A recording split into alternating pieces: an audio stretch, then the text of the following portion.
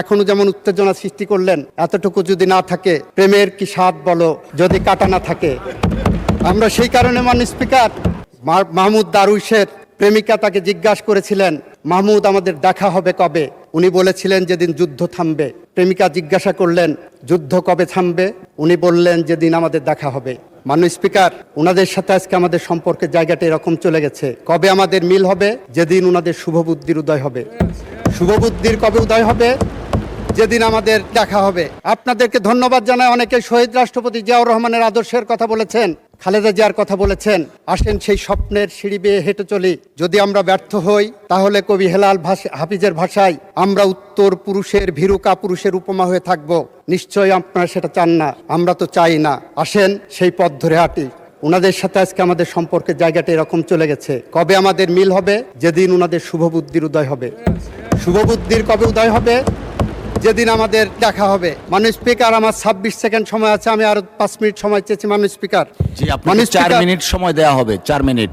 মাননীয় স্পিকার, আমরা এমন একটি সময়ের মধ্য দিয়ে পার হচ্ছি, যে সময় এই সংসদে আমাদের কথা বলার কথা ছিল মধ্যপ্রাচ্য যুদ্ধ, যে সময় আমাদের কথা বলার কথা ছিল বাংলাদেশের অর্থনৈতিক। 4 মিনিট বাড়িয়ে দেন প্লিজ। 4 মিনিট।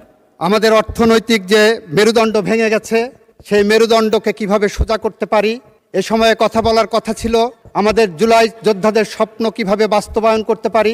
আমাদের কথা বলার কথা ছিল কিভাবে বাংলাদেশের কৃষকের পাশে দাঁড়াতে পারি। আমাদের কথা বলার কথা ছিল কিভাবে বাংলাদেশের ভুখা নাঙা মেহনতি মানুষের পাশে দাঁড়িয়ে বাংলাদেশের আগামী ভবিষ্যৎ আমরা তৈরি করতে পারি। অথচ আমরা কথা বলছি কি নিয়ে? গণভোটের 4টি প্রশ্ন নিয়ে। মাননীয় স্পিকার, গণভোটের 4টি প্রশ্ন ছিল, তার 3.5টি প্রশ্নের ব্যাপারে বিএনপির কোনো আপত্তি কখনো ছিল না। বাকি অর্ধেক যে প্রশ্নটা, সে আধা প্রশ্নটা হলো আধা প্রেম আধা প্রতারণা। আধা প্রেম কিরকম দেখাচ্ছেন? আমরা জুলাই সনদ বাস্তবায়ন করতে চাচ্ছি, এটা জুলাই সনদের অংশ। আধা প্রতারণা হলো জুলাই সনদের মধ্যে বলা আছে ওই প্রশ্নটা কখনোই প্রাসঙ্গিক হবে না, বিএনপির জন্য অ্যাপ্লিকেবল হবে না। বিএনপির জন্য অ্যাপ্লিকেবল হবে তার নোট অফ ডিসেন্ট। আমরা সেই কারণে বলছি, ভাইরা আমার, আমরা নির্বাচনের মাঠে, মাননীয় সংসদ সদস্য স্ট্যান্ড কারেক্টেড। মাননীয় স্পিকার, আমি দুঃখ প্রকাশ করছি, নির্বাচনের মাঠে আমাদের নিজস্ব এজেন্ডা ছিল। নির্বাচনের মাঠে যখন মা বোনের কাছে ভোট চাইতে গেছি, তখন শুনেছি বেহেশতের টিকিট নাকি কেউ বিক্রি করেছেন। মাননীয় স্পিকার, আমি নিজে কানে শুনেছি, আই এম দ্য উইটনেস। দ্বিতীয়ত, আপনাদেরটা শুনবো। মাননীয় স্পিকার, আপনার মাধ্যমে বলতে চাচ্ছি, যদি ভুয়া হয়ে থাকে, প্লিজ আপনারা কথা বলবেন না। যদি ভুয়া হয়ে থাকে মাননীয় স্পিকার, তাহলে ধন্যবাদ জানাচ্ছি। তাহলে জাতির কাছে যারা বলেছিলেন ধানের শীষা যাতে দাঁড়িপাল্লায় আসলে বেহেশতের টিকিট পাওয়া যাবে, তাহলে আজকে তারা স্বীকার করছেন তারা বেহেশতের টিকিটের ধারক নয়। মাননীয় স্পিকার, আমাদের আজকে কথা বলার কথা ছিল ফ্যামিলি কার্ড নিয়ে, কিভাবে আরো বেশি পরিশীলিতভাবে ফ্যামিলি কার্ড 4 কোটি মানুষের কাছে পৌঁছে দেওয়া যায়। ওনাদের উচ্চারণ করার কথা ছিল ফ্যামিলি কার্ডের বিরুদ্ধে কোনো অনিয়ম হচ্ছে কিনা, কোনো দলীয়করণ হচ্ছে কিনা, কোনো দুর্নীতি হচ্ছে কিনা, সেই মর্মে কোনো আলোচনা নাই। মাননীয় স্পিকার, কৃষক কার্ড নিয়ে, কৃষকের ভাগ্য নিয়ে কোনো আলোচনা নাই। মাননীয় স্পিকার, ইমামদের জন্য ভাতা চালু করা হয়েছে, আমাদের মাননীয় প্রধানমন্ত্রী করেছেন, সেই মর্মে কোনো আলোচনা নাই। মাননীয় স্পিকার, ধন্যবাদ নাই। আমি ধন্যবাদ জানাতে চাই মাননীয় বিরোধী দলের মাধ্যমে ওনাদের সংসদ সদস্যদেরকে।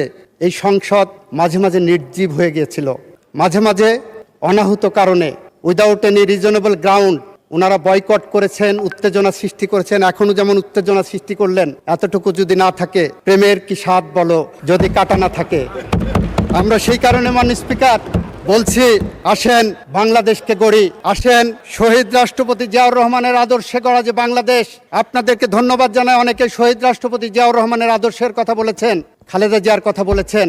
আসেন সেই স্বপ্নের সিঁড়ি বেয়ে হেঁটে চলি। যদি আমরা ব্যর্থ হই, তাহলে কবি হেলাল হাফিজের ভাষায় আমরা উত্তর পুরুষের ভীরু কাপুরুষের উপমা হয়ে থাকব। নিশ্চয়ই আপনারা সেটা চান না, আমরা তো চাই না। আসেন সেই পথ ধরে হাঁটি।